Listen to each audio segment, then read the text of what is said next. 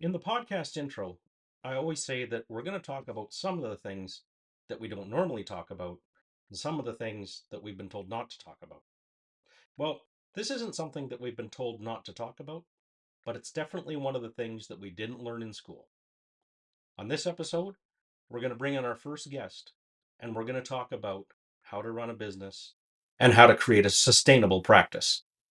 So, if that's of interest to you, keep on listening. Hey there, I'm Jamie Johnston, and you're stepping into a new era of thriving as a massage therapist. We're embracing who you are, pursuing what you love, and confidently shaping your practice. We'll challenge industry norms, spark change, and discuss what truly matters. Things like mental health, evidence-based practice, and some topics we've long avoided. Let's create better outcomes for our patients and happier, more fulfilling practices together. Welcome to the New Generation Massage Therapist Podcast. All right, we're here today with a buddy of mine. I feel like we've known each other for about 20 years, but I think it's only actually like 12 or 13, something like that. But I think we first met at an RMTBC meeting where they had us all come out to talk about like future direction, and then I think you were already on the board, and I ended up on the board and got to know each other that way a little bit better. But with that, we'll just introduce Mike Reoch. And Mike, if you can just tell us a little bit about yourself and what you are starting to do as far as helping other therapists. So, Hey Jamie. Yeah. I think it was a RMTBC board meeting we did meet at. Yeah, that something was like that. Yeah. probably. I had this for 18 years, and I was on the board probably for my fourth, fifth, sixth, seventh year. So Yeah. I mean, I about 10 graduated in 2011, so I want to say it was like 2013. They had a Yeah, big meeting that they invited a bunch of people to. I think that's where we first met. yeah, yeah. And I was kind of transitioning out, and you're transitioning in, Yeah. so we had an overlap there. Yeah, those are fun days. Yeah, I'm Mike Reoch. I'm an RMT. I'm based out of Kamloops. I've been here. This will be my fourth summer, and I own a little kind of mom and pop clinic, literally, because I own it with my wife. We both work out of it. We're both RMTs. We met in the school, and we're I've been like I said, doing this for 18 years, and I've worked in I think 7 different clinics in 5 different cities, and each time you move, you got to start up practice Yeah. again, right? Or you just transfer part of your practice, or you have like a good transition or a bad transition from the old clinic. Sometimes there's a bit of disagreements as you leave. So I've experienced a lot of different things, and I've also seen my wife go through the same thing. We've only worked together since 2013, so she transitioned out of a clinic, and we had our second kid, and when she came back, we decided we would just open up together as a business. So we worked out of a chiropractor clinic, and then we worked out of part-time, and we left that, and we're transitioning. So we worked together in a couple other clinics, one in Surrey, one in Richmond. I've worked in Burnaby. I've worked in Delta and a few different places. Um, and yeah, so after a while, we decided to move to Kamloops as a family, and it's been a great move, great opportunity personally and as a business as well. And we moved to Kamloops because we wanted to get out of the Lower Mainland, and we found that Kamloops is close enough so that we could still visit family and friends back Yeah. in the Lower Mainland, but it was also it had a good market to work in. So there's like we want to be in a smaller town. Kamloops is kind of a Midway. mid-sized town.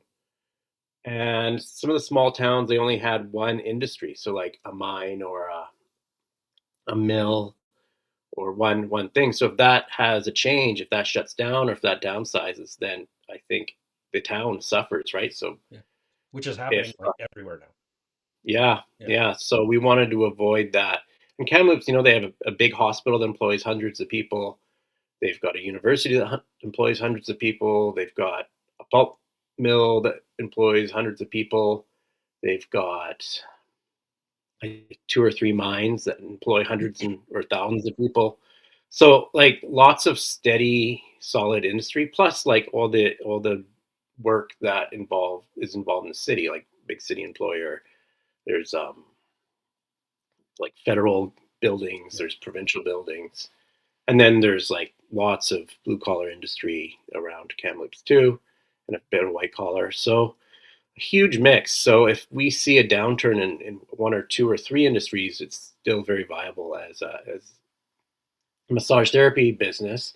And I also see like we're kind of a really sticky industry, right? Like if I've noticed if like I've gone through three recessions and I can almost predict a recession because I get busier because people they start to feel a bit nervous, so their Mhm. stress is up, so they're a bit more pain, a bit more stressed, and also they're like maybe I should use up my benefits because I Yeah. don't know if I'll have benefits, Yeah. and so you see a big spike there. Whereas before they might be in pain or stress, and they're like, no, I need to save my benefits, I need to hoard them away, which is subject for another day. So yeah, so I think that we're well positioned here. Yeah, Nice. Yeah. that's us. Yeah. Okay. Um, so getting into like some things I mean, we chatted a little bit before about some of the things we talked today. Mm, And I think one of the things that mm, is probably, how do I say it? Not the right outlook on my part. You kind of corrected me on it, which I feel like I'm probably not alone in my thoughts. So mm, I'd love to get your thoughts on the idea that BC is becoming saturated with RMTs because we've got like something like a dozen colleges or something like that now in BC that are churning out massage therapists. It's not a dozen yet, but it's getting up there. And I feel like it's probably not the only place that's happening where there's just it seems like a lot of massage therapists coming out. So what are your thoughts on that? Whether we're getting saturated with too many therapists, and if that's the case, like how do you build a successful practice with that many massage yeah. therapists coming out? Yeah, I think the word churning out is pretty saying because a lot of people are coming out and not working that long because they're getting into a business, an industry, a profession that they're not quite ready for, I think. So a lot of Yeah, people are like getting into it because they think it's an easy path because you don't have to have a lot of education, like say a physio. Like you don't have to have a master's before you start. yeah, Um, so that's part of the issue, I think. Yeah, like I think when we had that meeting over 10 years ago, that there's about 3,000 RMTs, 35,000 RMTs, and okay, now there's about 7,000 RMTs. So it's more than doubled, but our population's also grown. yeah, And other healthcare, like we're all kind of branches of the same healthcare tree when it comes to like manual therapy and rehab and exercise therapy. So there's way underutilized, like not underutilized, but there's not enough physios, right? Like they needed 30,000 more physios in BC. So we're kind of filling that gap for them. And the reason for that is just because it's so hard to become a physio, and there's not enough educators to educate physios. But for us, like there's 7,000 RMTs now, and I think the population of BC now is almost 6 million. It's like 5 point something, 5.7. Um, And if you do the math, that's between 8 and 900 people per RMT. So I think it's 850, 860. I can't remember the number. And most clinics, like I've seen, when I go to a clinic and I was younger and I was looking at other clinicians that I worked with, I would see that the ones that are really busy, they had minimum 500 people in their clinic or in their books. So if you look like back when I started, it was physical manila files, right? So they would have 500 different files under their practice, yeah, and they were going gangbusters. So I'm like, okay, that's a kind of a number I need to look at. And I found when I got to around that number, um, I was doing really well. And now with our clinic, we're like three between Marcy and I, like just our mailing list is 1,000 people, and our mailing list is less than 50% of the people who we treat. So hmm, we're doing well, and that grew out of, yeah, this would be like my fourth summer, so yeah, bit of growing pain, but yeah, we're doing really well now. So what you want to look at is why do we feel that we're not getting enough people in our practice, and there's multiple reasons for that. One of the things is that like I said when at our meeting, we had just finished a survey, the RMTBC, and I was part of the communications department there. We had just done a survey of all of BC, and it was really showing because it said that 60% of people in the province use massage therapy. And so that's 40% of people don't even use massage therapy. Yeah. So um, it's an underpenetrated market, really. So it's not a saturated market. There's lots of room for growth there. So it's more kind of making yourself stand out as an RMT and kind of finding like in business, they call it, say, your avatar. So, like, what's your Yeah. ideal patient? Like, what kind of patient walks in the door and, like, oh, I'm super happy to treat this person today. Like, this is going to be a lot of fun. I like treating these conditions. I like this type of person. Like, you need to really try to build your practice around that style of person. But when you come out of school, you come out and you have the same kind of scope language. Yeah. Like, you have the same intro, the same booking page, even. Like, you don't stand out at all. You all sound the same. You like, I treat everything. I'm not gonna pigeonhole myself because I'll miss out on patients. I really have to grow my practice. And sometimes when you're growing, you need to take on a few of those people just to fill your week. But that kind of hurts your business long term. So you need to be careful with that. Um, so when you all look the same, people just they choose who's nearby and who's the cheapest, right? Because they Yeah. think you're all the same. Hmm. And so, like, a fungible asset, like a gold bar is the same as a gold bar is the same as a gold bar. Yeah. Whereas we're all different and we treat different and we have different qualities and different personalities. So we need to really market ourselves to those people who we're happy to treat and who, like, they're like, oh, that person treats me like that's what I am. They're really going to help me. Yeah. Um, so you want to have that clear identity. Um, so yeah, you just don't be louder. Don't just advertise more than the next person. Because I've turned off all my advertising now. Like, I don't even advertise. It's just word of mouth now. Yeah. That fills that little gap. But to get there, I did advertise. Sure. But like you We can said, talk like about. so many of us have, like when I started out, my Hmm. bio on the company or the clinic website was like, oh, I do myofascial release and I do this, and everybody's bio was just pretty much the same. They don't You don't stand out as being any different from the other person, but if somebody Yeah, goes to a clinic website, it might be that you're just the only one that has availability that day, so you get that person.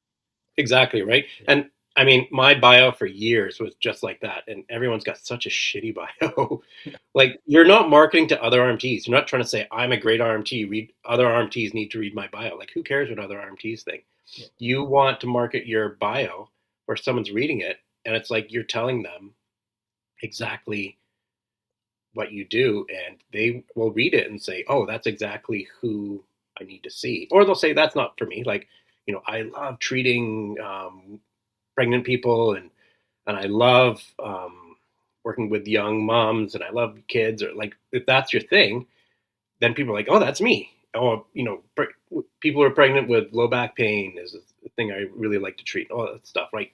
And then if you're like a 20-year-old male athlete, like, they're like, "Oh, that's not me," and then they can be served by some other person, right? So you can't really market to all those different people. You need to kind of find your niche there. Totally. And I know, like, especially for me, when I was first starting out, I would like started to put in the bio that like I was working with our local junior A team, and then as I worked up, I was working with like Rugby Canada and then Hockey Yeah, Canada. And once that was on yeah, my bio, all of a sudden mm, I was getting those people who were more athletic or who would have who weren't necessarily an athlete but had what they thought was an athletic injury and would come in and be yeah. like, well, that's the guy I'm going to go to. Like, a 65-year-old woman with arthritis isn't going to really want that style, right?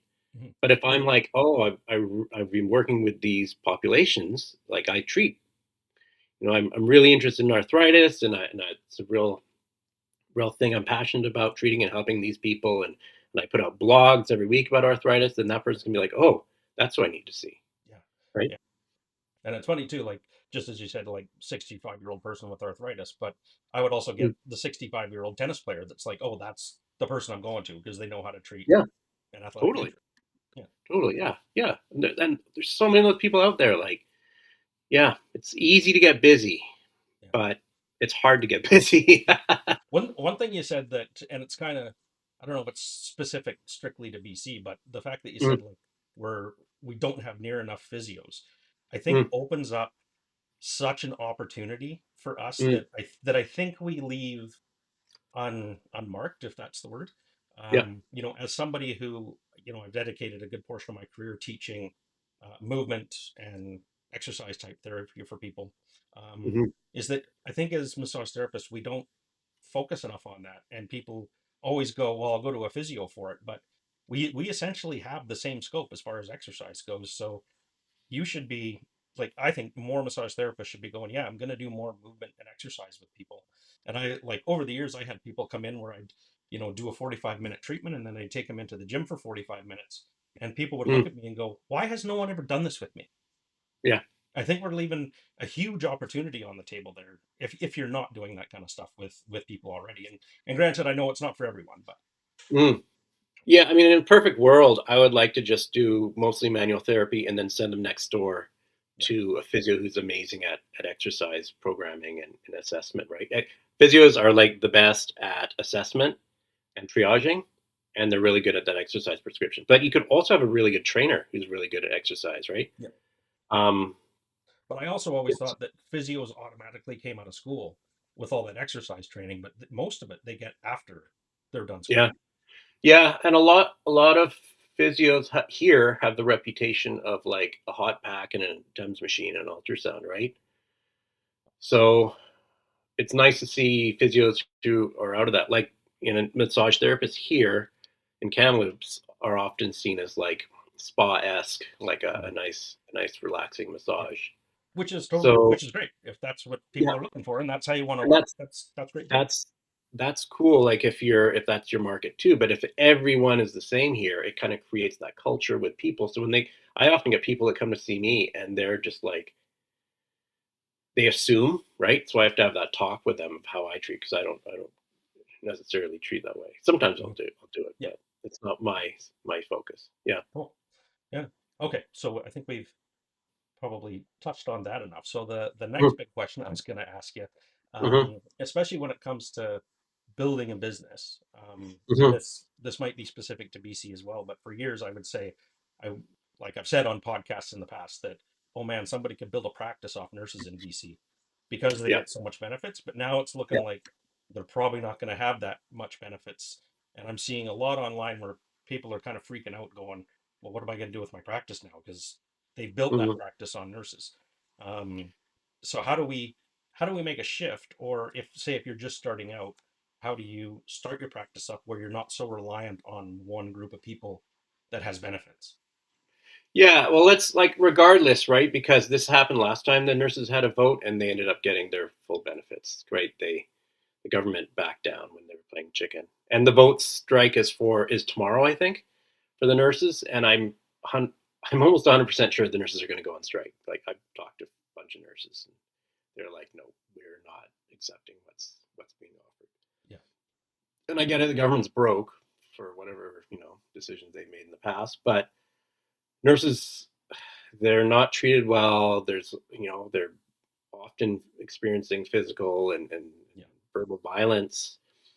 They need these benefits like more than I'd say more than most professions, right? My daughter's thinking of becoming a nurse. Like I want them to have a safe environment to work where they're supported by their employer. Mhm. So I'm behind those nurses.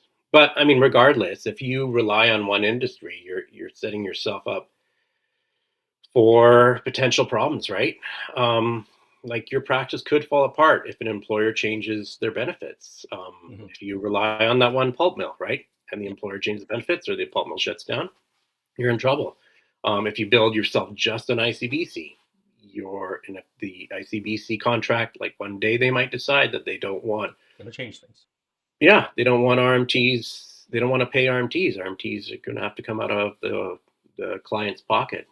Um, so ICBC would be another big corporate client. You might just do corporate events.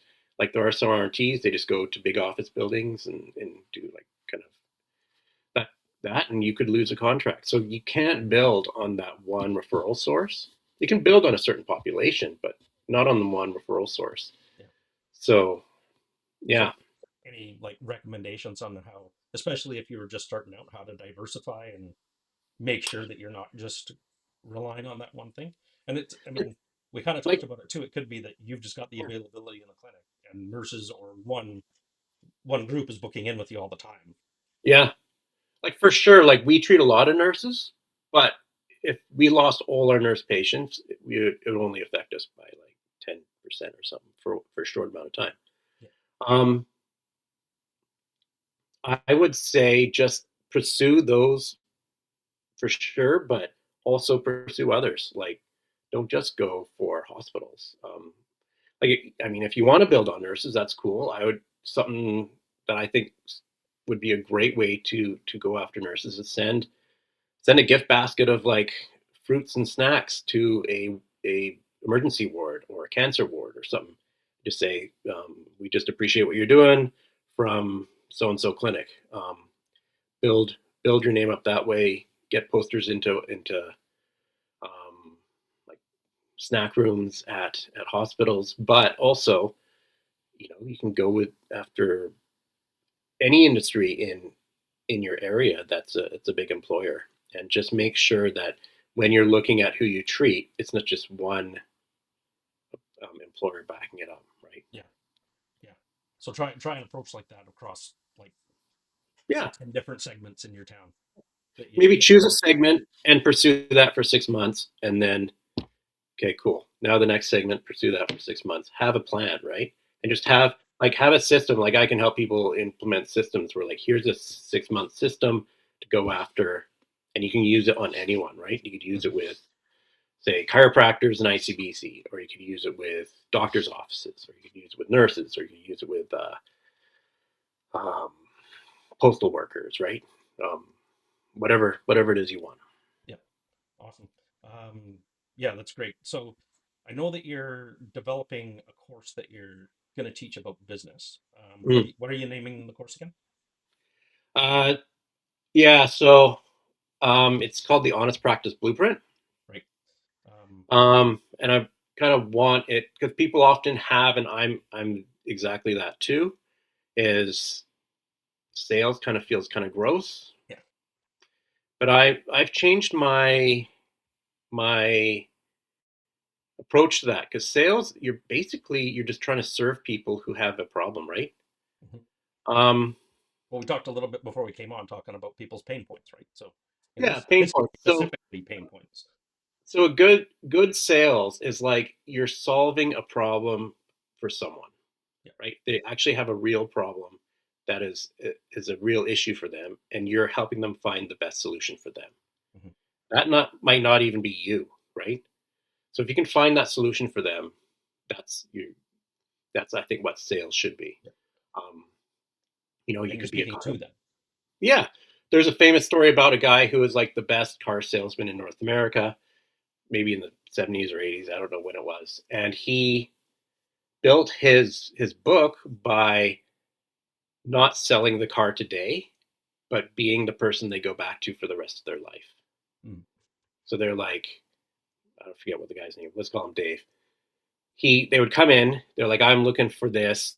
This is what I need, and he would help them find that exact car, even if it wasn't in his dealership. Mhm. And then they'd be like, oh, like this guy's so good. He'd even phone them, and they're like, oh, my aunt's looking. Oh yeah, I don't sell Hondas, but there's this Honda at this dealership down the road. Go talk to this guy. He's a friend of mine. Like that's kind of stuff you do, right? So I think if we can do that, if someone comes in and they're like, yeah, I need help treating my Achilles tendonitis, and you're like, well, I'm not the best person for that. I actually do this instead. But you really need to go see Jamie. He's really good at that stuff. And then, you know, that person now would say, okay, now I've got the problem that when I went back to Mike, he said he does this instead, and I've got that now. Now I'm going to go back to Mike. So that's the kind of with sales stuff. Yeah. Yeah. So With online stuff, they quite often calling it the know, like, and trust. They need to get to know you, like you, yeah, and trust you. So, yeah. I mean, what you So just talked so, about is so what I, so what I'm doing is I'm kind of creating something because when people come out of school, and I'm kind of geared towards newer RMTs. I mean, if there's an older RMT who feels that they still don't know this stuff, and that's fair. Like, it took me a long time to learn this too. Um, but mostly for people that come out of school, because school, they teach you the anatomy and the physiology and the techniques, but they don't really teach you what to do as a practitioner. They don't always tell you about the boundaries. They don't tell you about treatment planning. They don't always teach you about documentation, how to be defensible with your documentation so you're safe, how to decide what fees to have a sustainable patient base, money management, all that stuff. So we graduate and then we get busy. Maybe we get tired, like we're burning out because we're not treating people who all the time who we really like to treat. Maybe we're feeling like we have to work tons of hours because we're not making enough money. We've got tons of debt, whatever it is, right? So we're burned out, we're broke, we're maybe a complaint away from a regulatory problem, or any of those together. Yeah. So I'm looking at treating that as a systems problem. So I'm trying to help people take on systems, and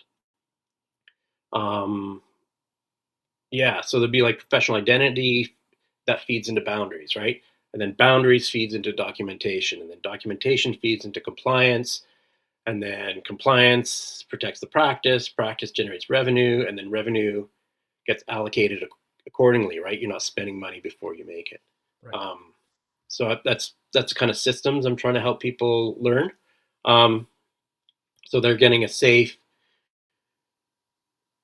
yeah. So like keeping them safe from being under regulatory problems. And we want to build a practice that protects you when you have a bad day, and not being a good person isn't enough. Like I had Bodie on my podcast, and he's got an excellent character. He's an excellent person. He still got in trouble because of a terrible situation he went through. Right, he was accused of abusing someone when he was actually the one who was abused. So if I can prevent like one person from getting into that situation, like I'd call that a success. If I can get one person from burning out, that would be a success. If I can get 10 people to feel financially safe, I'd be super happy, right? So that's the kind of thing that I'm doing this for, right? Awesome. But so that's the honest practice blueprint. It's gonna be booklets and it's gonna be online courses. But right now I'm just working with people one on one. I want to build that workbook up, and I want to I want to test this in the real world with people one on one, and kind of if there's any blind spots I've had, what people would struggle with that I didn't see that would be a Mhm. problem people struggling with. So yeah, so if people want to help to be a part of that, I'm happy to help them. Nice. Um, Yeah. so in our chats before, Hmm. you talked about how to get away from trading time for money, which I think that's what all of us are doing. Yeah. So what would be some recommendations you have of how to work to get to the point that you're not always just trading time for money? Mm. Yeah. So people often think, well, the only way to get out of that is to open my own clinic. Mhm. um, and then you collect the rent from associates, and that can work. Like when I do the math here in Kamloops, you need about 6 rooms to make that a viable business. Like I've got 3 rooms, and if I put 2 people in each room, I'm not making enough to pay my bills. So the point, like I can survive with Marcy and I working out of there ourselves, without any associates. We're looking for associates to work with us, but we're not bringing them in for the money. We're bringing them in to create fun culture to work with. Like I just want cool people to work with that are fun, that can fill gaps in our patient populations that Marcy and I don't treat. So yeah, so opening a clinic isn't the best way, like because that going back to that another survey the RMTBC did, I think 2 years ago, they found that most small clinic owners actually make less money than the associates working in that clinic. So what happens there is those clinic owners are undercharging those RMTs out of guilt. And then they resent those RMTs because they're not making any money. They're working for free for the associates in their clinic. Yeah. So that's a win-lose, and we want to avoid that, right? Like if you're having associates work in your clinic and they're creating more work for you, you need to be compensated for that work, right? But the associates, they're feeling like they're not making enough money because maybe for multiple reasons, they're not working enough hours, or those associates aren't charging enough. Basically, can they feel guilty charging, undercharging, right? So those are issues that need to be dealt with. But what you really want to do is you want to shift that, right? So you want to go from selling time to owning a system and a relationship in that clinic with your patients. Right. So if you need systems of treatment plans and rebooking protocols, you need documentation of the patient experience, and those are all systems, right? So once those systems exist, an hour of work is an hour plus a patient who returns 12 more times because the system worked, right?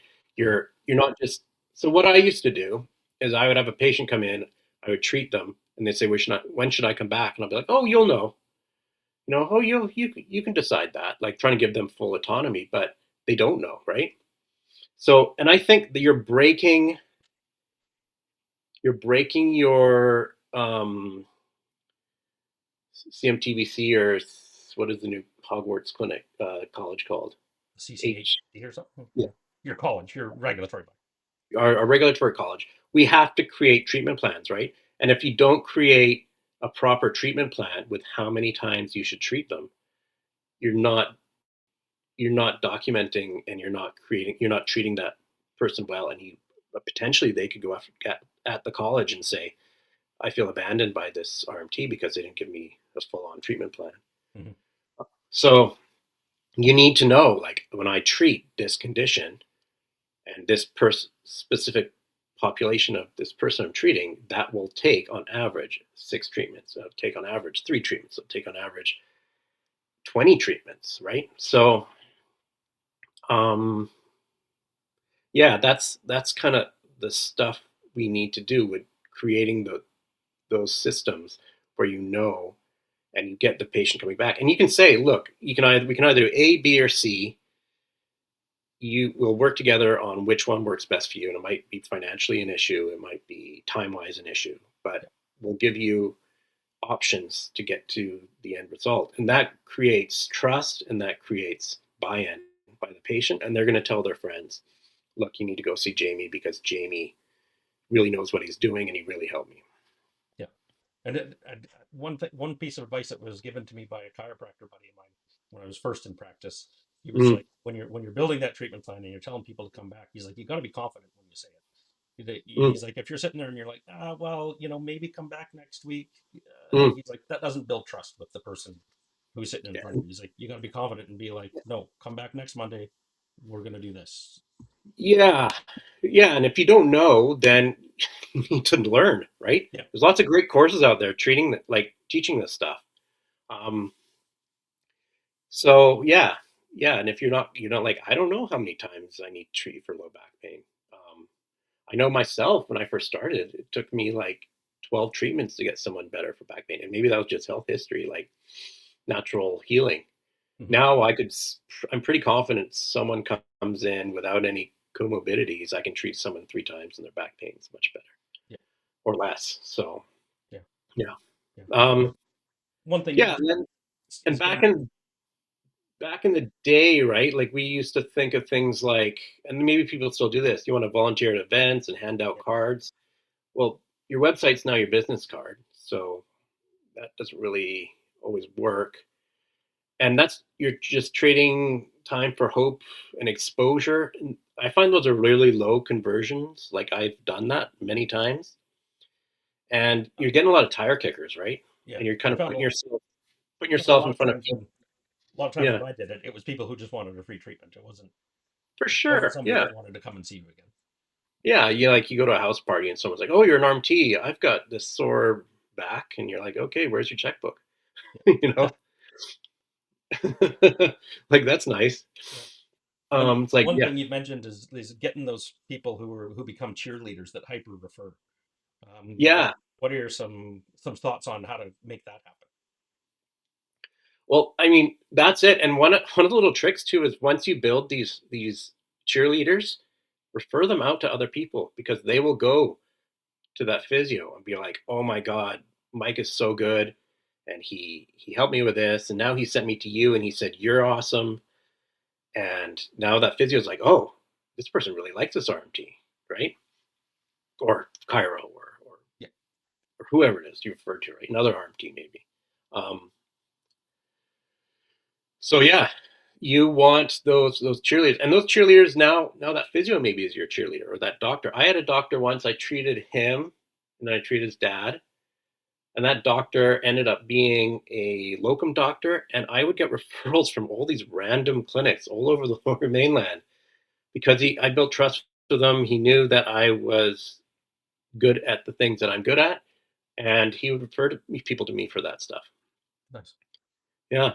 So just like do your job well, Yeah, be confident, go through your systems, and you'll just eventually start building up these cheerleaders. But you can't go out there and just start like saying, um, you know, I need this person to be a cheerleader. They will happen organically. Another way to kind of start that is you could join a business networking group. Often they're good. If you can, and you could join a business networking group because so many people are online now that jump in on um, like community pages on Facebook or something, and they're like, "Hey, I'm a, I'm looking for an RMT. I'm in Surrey," and then the Surrey Facebook group is like, "Oh, everyone this guy. in your business group is like, go to see Jamie, go to see Jamie, go to see Jamie." Yeah, Now you've got 3 or 4 people saying your name. That builds trust.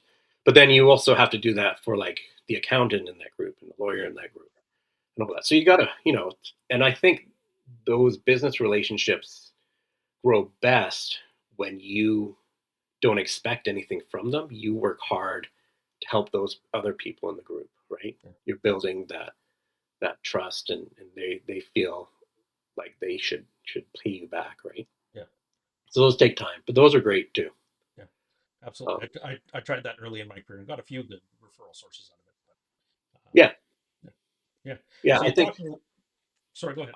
I think they work better with the online referrals because those questions come up and it's easy for them to answer, right? And you can even have like a private chat where you're like, "Hey, this Facebook group just posted asking for an RMT who treats um, XYZ. pediatric athletes."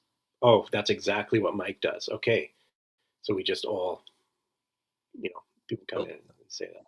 Yeah, that. Nice. yeah, Yeah. So you've talked a little bit about documentation, yep. and there's different types of documentation. So when you're talking documentation, especially with the systems that you're building out, are you talking strictly like SOPs for the clinic, like standard operating procedures, or are you talking Hmm. about documentation of your charting, or are you talking both? So both really. So charting and the standard operating procedures. Like we've got this new HPOA coming out, and we don't really know what they want yet, right? It's real pretty new. I don't think they even have guidelines for SOPs yet, but you need to have your charting as that's your clinical record, right? So that's what's happening in each session. But your standard operating procedure, that's how your practice runs. So it's not like you need to have like documentation of what is my SOP for charting, what is my SOP for booking, what is my SOP for referrals, right? But you want minimum standards, and so if you get a complaint in the future, I think what's going to happen is they're going to say, I need to see your charts, and then I need to see your SOP, your standard operating procedure for your charting. And are you doing your charting according to your standard operating procedure, right? So that's where you need to be um, doing like above for the college, Hmm. because that's where we could get in trouble. So you want every session to have a record, right? That's defensible. We want to have findings that are objective, and then what you did, consent, and all that stuff, right? So in your standard operating procedure, you need to write that down somewhere, and so you can show the college. And then if your charting doesn't have informed consent written into it, in that for that treatment that had a problem, then you're like, look, you didn't even follow your own standard operating procedure. Right. That's where you can get in more trouble. Yeah. Um, yeah, Yeah.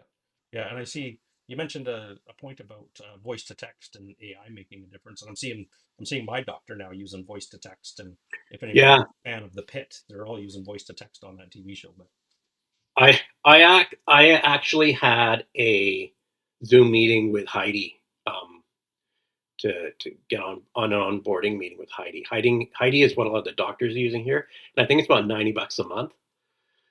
So I've been using it, and they have a free version too. So you're either like $90 a month, and it's got all the bells and whistles, or for free, and it's just basically it does your voice to text, and it creates your say soap notes or something, right? mhm.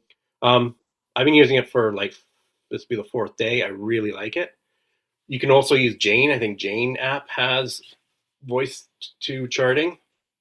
I don't know. I haven't used that. I switched from Jane because I'm frugal and I use another charting system that's like $30 less a month.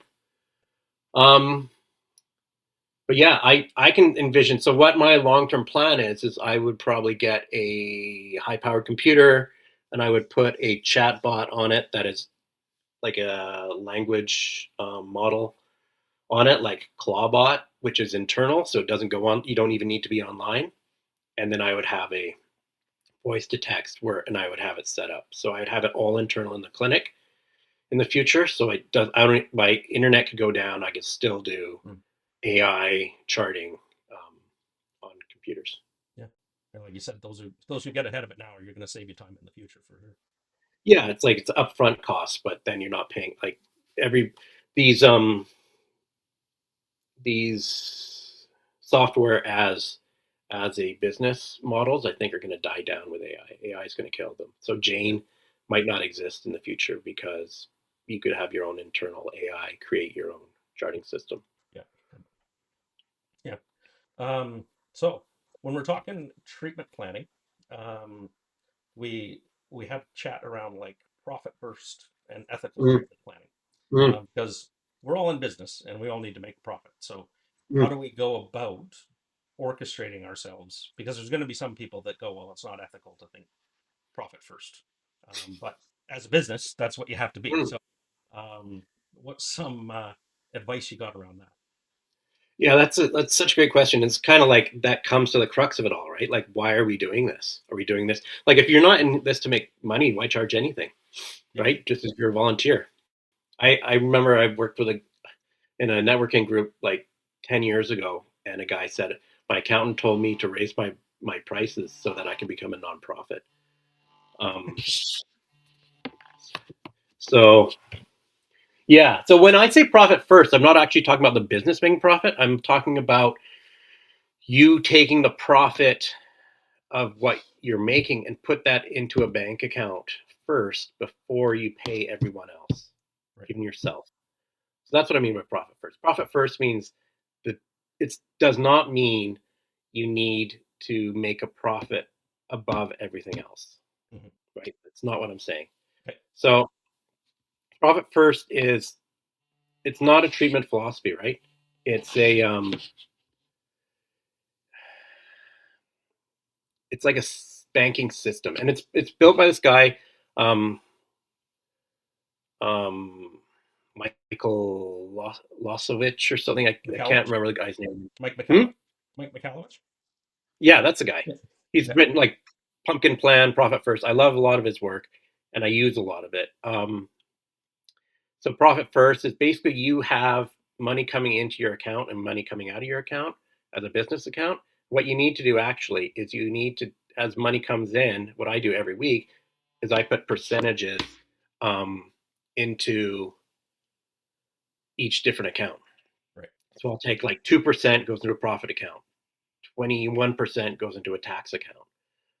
I've got like another percentage that goes into long-term savings. Another one goes into rainy day fund, and then another percent maybe goes into like debt.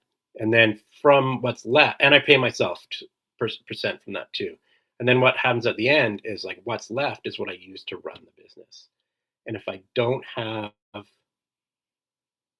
enough in that to run the business, and my business needs to change because I'm spending too much money.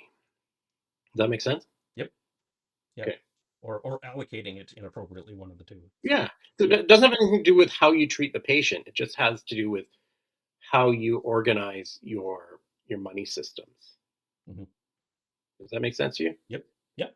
Yeah. Yeah. So you don't want to build a treatment plan around revenue targets. Like that's not the ethical way to go about it, right? Yeah. You're just a salesperson with a license, right? You're not a therapist. You're just trying to maximize profit. So profit first isn't maximizing profit. Profit first is making sure that you get paid at the end of the day, Yeah. right? Yeah.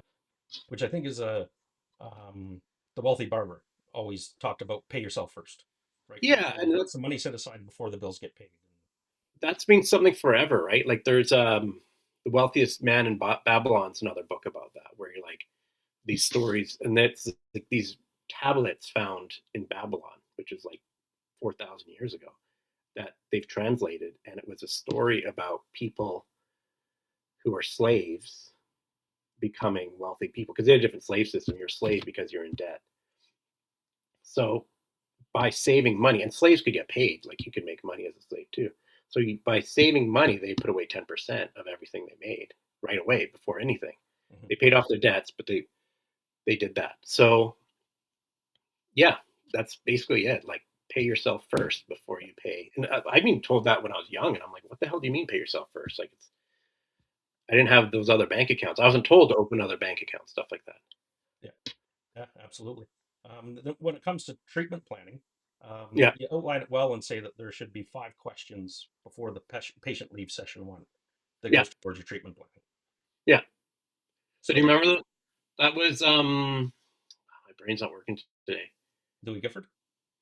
Louis Gifford, yeah. Yeah. Louis Gifford and his 5 questions, right? Yeah. It's So what's wrong with me. yeah, What can I do to yeah, help? What can you do to help? Love Louis Gifford. Yeah. yeah. And I think that's such a great business model too, Yeah. because you're setting your patient up for success, but you're setting yourself up for success too. So the questions are, what is a condition or what's wrong with me, right? What's the goal? How many treatments? Like how long is it going to take to get better, and what time frame? And then what is the success at the end of that? So how do we get to that goal? Yeah. Right? So it's what's wrong with me? What can you do to help me? What can I do to help myself? And how long it's going to take? So I've kind of just reframed that a bit. Yeah. Yeah. That's great. Yeah. And it's good too because like I've read some research out there that says, say you're sitting there with a person and we're talking patient-centered care, and they Mm, go, well, how many treatments is this going to take? And if you reflect it back and go, well, how many do you think it'll take? And if they're like, yeah. probably like four, and if you agree Yeah. that four might do it, chances are in 4 treatments they're probably going to be better from whatever the condition was, barring that there isn't like major comorbidities and things going on.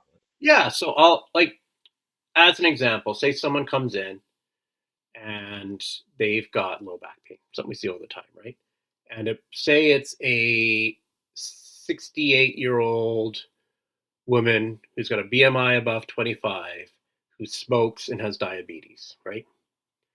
I'm going to say the average person needs this many treatments for this. Say I'll set a baseline at like, say if you're 25 years old, you work out 5 times a week, you're low BMI, you don't smoke, you don't have diabetes, you don't have anything going on, you're going to need 2 or 3 treatments because of these extra things, because of your age, because your high BMI, and this is just evidence based, right?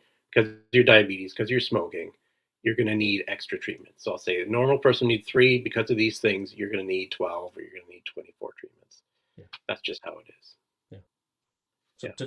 to go along with that, Mm, how do we effectively treatment plan when we're dealing with like for those who are outside of BC, we call it WCB, which is workman's mm, compensation, or mm, ICBC, which is our car insurance plan. mm, So for those in other places, if you're dealing with those insurance companies that are looking to get a certain X amount of treatments for the person who's been injured, how do we mm, effectively treatment plan in those cases, especially when you're getting that outside pressure from an insurance company? mm. Yeah. I think we need to reframe it, maybe. So a lot of us are like, well, how do I play the game? How do I treatment plan so that I'm answering the questions they want? That sets us up to lose. What we really want is that ICBC and the patient, they kind of want different things, right? The patient wants to just not be in pain. ICBC wants, as in ICBC's words, they want to move the client through their journey, whatever that means, right? Yeah. So ICBC or WCB, they'll measure ADLs and their strength. They want to return to work, right? It's expensive for the person not to be working. They want to lift to the box. They want to climb the stairs. Patient just wants pain reduction. So that we want to show how pain is stopping them from doing those things. So we might, instead of saying, excuse me, instead of saying something like, I can't climb the stairs because my knee is really sore, we'll just say they can't climb the stairs, right?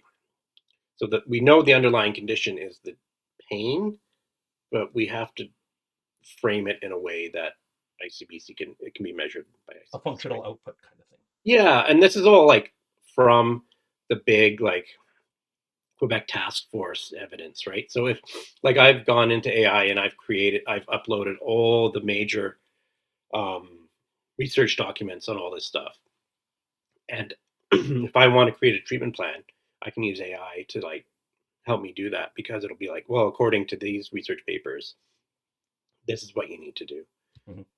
right? And that's the same stuff that so it's the same exact stuff ICBC is using. So we're just using the same background software to create treatment plans so that they're happier with it. Right. Right. Interesting, because I know years ago I used to treat an elderly gentleman who had Mm, PTSD, and every year we use up his benefits, and I'd have to put in a thing mm, to get an extension on his benefits, and I would remember having to submit it and be like, I don't have a functional assessment mm, to say why he needs it, other than to say I'm treating him more for a mental health issue than I am yeah. for a low back issue. And what I can tell you is that every time his wife says he's in a better mood when he gets home, and if he goes 4 weeks without getting some treatment, he's in a Mm, worse mood. And they would come back and be like, "Good, done. That's good. Keep treating." that's awesome. Yeah, Yeah, and I think like ICBC is trying to change the culture there a bit, but the culture's still there right now. So if you're charting only for pain, then you can't bill ICBC, right? And if you chart only for function, then the patient doesn't really feel heard because they're yeah. like that's not what I'm here for. So you want to chart for both, and you know have a clean kind of documentation for ICBC that Hmm. way, and Hmm. the patient's engaged. Yeah. And you've got Yeah. something like that made up with your systems that you've got laid out. Oh yeah. Yeah. Yeah. Awesome. So to go along with that, not that we can, I mean, I know that insurance companies periodically will adjust how much they're willing to pay out, but how do we Mm, set up like sustainable rate increases? Because I know when I first started, I would just look at what the clinic down the road is charging and be like, well, they're charging 100, so that's what I'll charge. And then mm, inevitably every year on Facebook in the groups, we'll see who's raising their rates this year, and what's everybody going to. But to get all that noise out of the way, how do we know, or how do we set up ourselves to have sustainable rate? yeah. That's a hard thing to answer, right? But looking at what the other clinics are charging, that's kind of like price collusion, right? Like that's Yeah, I guess legal it is. price collusion because that's what the phone companies do. They're like Rogers looks at Bell, Bell looks They're at gonna tell us. Fido, I. So what we want to do is what is your cost? Like that's the first thing you need to look at. So what is your rent? What's your continuing education cost? What's your insurance cost? Your equipment? Well, take all those costs, your time off, retirement, right? So that's the first piece you need to have. So say in a year, these are my costs. So that's your very lowest baseline. That's you not Yeah, making any money. yeah. As That's you rent goes being up, clinic costs go up. yeah. Yeah. So that is your if you want to be a nonprofit, that's what you need to start with. Then you want to look at inflation. So what is inflation over the last little while, right? Inflation since 2019 has been like 20%. So like I just raised our costs in January. We raised our costs 3%. No, 6%. And that just put me back to my 2019 with inflation. That put me back to what I was charging in 2019. And Oh, in wow. since 2019, I've taken more education courses. I've got more experience. But like basically, I haven't had a raise since I started. I've just been either under inflation or catching up to inflation, under inflation, catching up to inflation. So yeah, it's hard to do. But since we raised our costs, we've been like, I think we increased our monthly bookings by 6 times. Wow. So it wasn't like raising costs was a problem. Like Wasn't a we're busy. deterrent in any way. No, we're Yeah. busier now that we raised our costs than we were before. So I think people get it. They know costs are going up everywhere. Yeah. This year the price of chicken's gone up 20%. Price of beef's more than doubled this year. So it's everywhere, and we also have to pay those bills, and people get that. If people are saying, well, the one down the road is cheaper, okay, cool, go down the road. Yeah. Like that's not someone you want in your clinic. They're going to be a headache for the rest of the time you treat them. I wonder There's still too. lots of people. Wonder too, like, and Hmm? it's not that you should base it on this, but I wonder if there's a perceived value that people think they're paying more so they get a better service. Yeah, maybe. Like like I said before, when I treat someone with back pain, I can treat them 3 times, and they're just as much improved as 12 times when I started. So I've never been cheaper in an outcomes measure, right? Hmm. You're saving $1,000 seeing 2026 Mike compared to Yeah. 2007 Mike, And that right? comes with experience. So That comes with experience and education, right? yeah. Yeah. Yeah. Awesome. So one of the things that you talk about as well is smarter scheduling. So Mm, when you talk about that, do you just mean like time of day scheduling? Because especially in a lot of those clinics where there's 20 therapists, they've got the classic you work from 8 to 2 or 2 to 8. mm, So do you mhm. talk about that kind of scheduling or smarter scheduling when it comes to your patients rebooking and that sort of thing? Or Yeah, rebooking for sure. So your biggest leak is probably rebooking. Often people will leave. I'll just say, do you like to book online, or do you want me to look at the calendar now? I've got time. We can go over the calendar, and they'll pull up. 90% of people pull out their phone.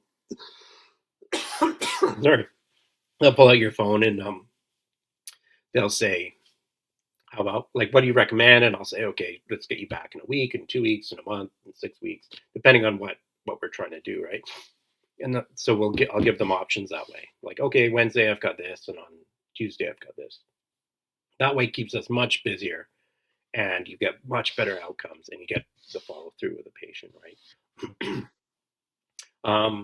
But there's also little gaps, like if they're booking online, often you'll have a break that in the middle of your schedule, right?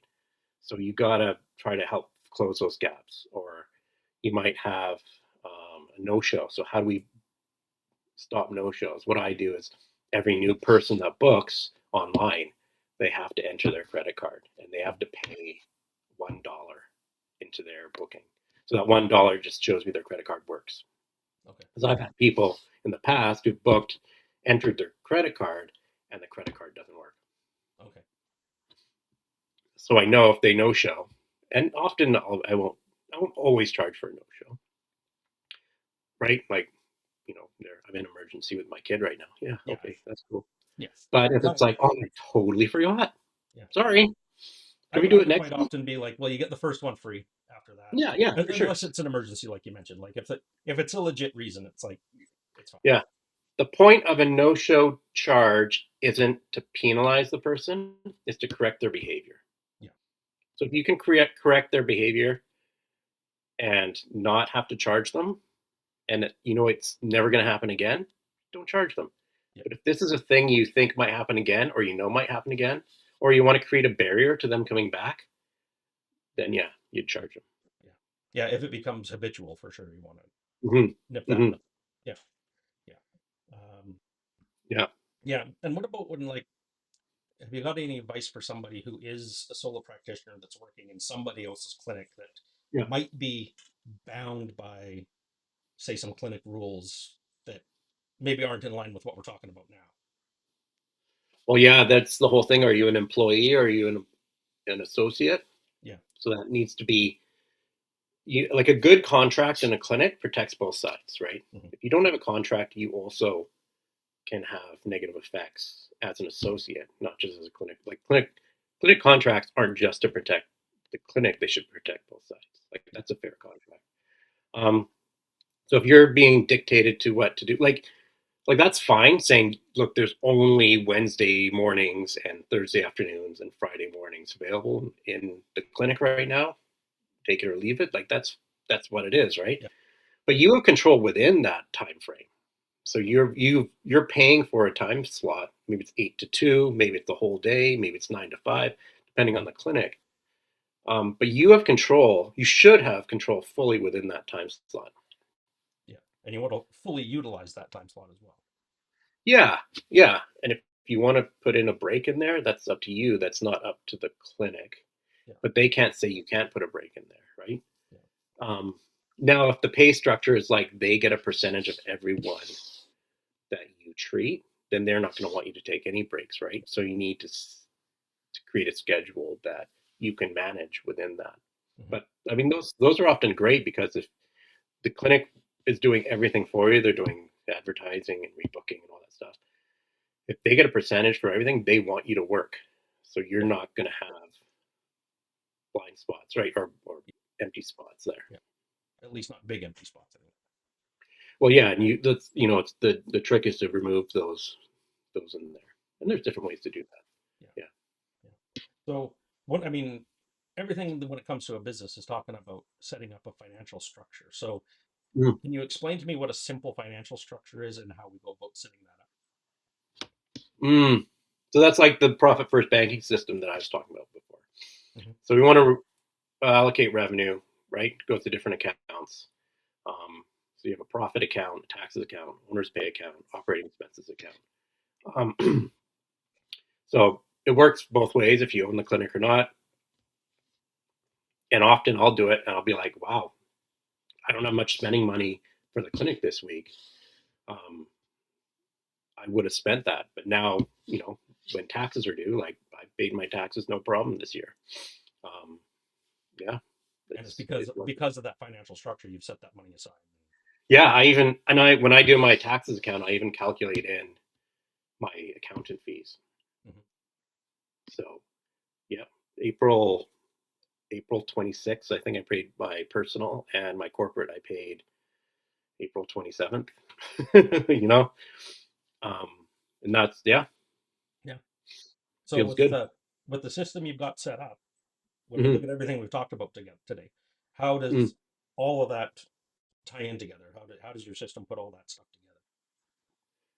Uh, Say that again. So that like when we talk about your documentation, the Mm. simple financial structure, rebooking, how does your whole system take all that and tie it together to create something for someone or to create a plan, I guess, for somebody?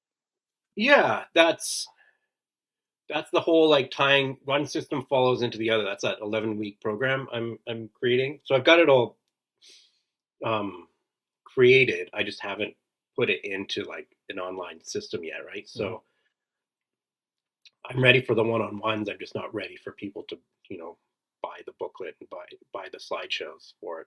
I was going to do video before, but I did the first 3 weeks of video, and man, it was boring. So I'm kind of moving away from that.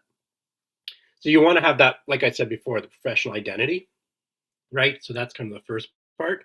Hmm. And then you have the boundaries. So what are the boundaries? And then from the boundaries, you're learning to document inside those boundaries, right? And then when you're documenting, you want to be able to follow what's compliance, right?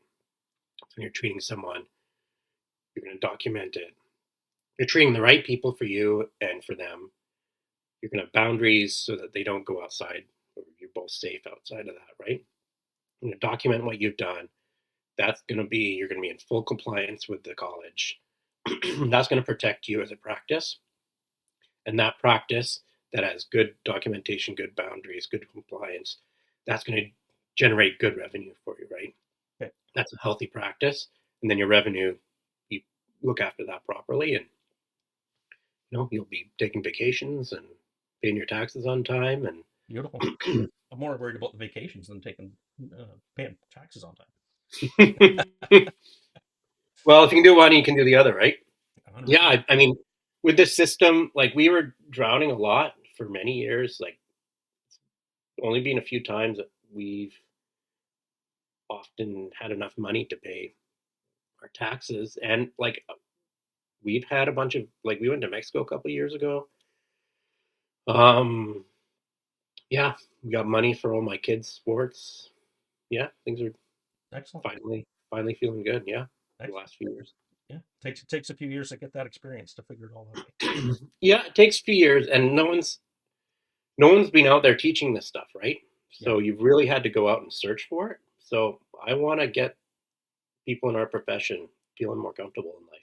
That's great, man. Because I mean, you and I have been at a lot of the same conferences over the years where there's a lot of the paid Mm-hmm. stuff that we didn't learn in school that research Mm-hmm. develops and we learn it. But there Yeah, is just no talk about business savvy in school. And you're coming out of school like you're coming in blind and you're trying to figure out how to all of a sudden start a business as somebody who's got now student debt and all this other stuff. So it's great that you're starting to put this together for people. yeah. Like you could, I consider myself a pretty good clinician, and you don't make money if you're just a good clinician, right? No. You could have an empty. You could be fighting for new patients all the time. Like some people, I've seen RMTs. They only have 100 different patients, and they're fully booked all the time Yeah. because they're just doing the same massage for everyone all the time, Yeah. which is fine. Like that's your business model. That's how you want to do it. I was more like the catch and release. I think my colleague or our colleague TJ calls it that. I like Yeah. that term, catch and release. So you treat a person a few times, let them go. But within that, if you treatment plan well, you're not going to release them the first treatment, right? Yeah. Because then you're kind of abandoning care. Maybe sometimes that's all they need, but But I think I think having those systems in has really helped. Yeah. yeah, but also like the even the catch and release, it could be you release them and 4 months later they come back because they've got a new issue, but they trust you enough Yeah. that they're still Mhm. coming back. So you're still building those relationships and getting Yeah. people who are coming Yeah. back again, just maybe not every week. It might be And every there's, couple of there's months. their friends and family and stuff too, right? But if you're a really good clinician and that's all you do, they're not going to feel like it was a good treatment if you're not Treatment fully planning with it. treatment planning, right? Yeah, So I've struggled with keeping my books full because of that, yeah, and that was kind of a big aha moment for me. for sure, for sure. Yeah. Well, I appreciate you coming on today, man. If people want to reach out to you, how will they find you online? Where should they go? You can find me. I'm on Instagram and Facebook, Honest Practice Blueprint. Website, honestpracticeblueprint.com. Still building it, but you can email me through that too. Michael at honestpracticeblueprint.com. Yeah. Awesome, man. Keep up the good work. Thanks for coming on. Thanks, Jamie. Good seeing you. You too.